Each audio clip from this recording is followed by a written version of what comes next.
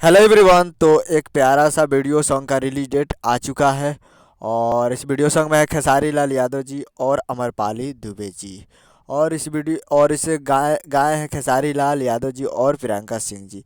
और इस गाने को लिखे हैं विजय चौहान जी और इसमें म्यूजिक दिए हैं आर्या शर्मा जी, जो कि आपको स्क्रीन कवर दिखाई दे रहा है। जिस सॉन्ग का टाइटल रखा गया है दिल के गलती बा, जो कि ऑडियो सॉन्ग बहुत पहले इसका रिलीज़ किया गया था और वीडियो सॉन्ग कल सुबह में रिलीज़ किया जाएगा।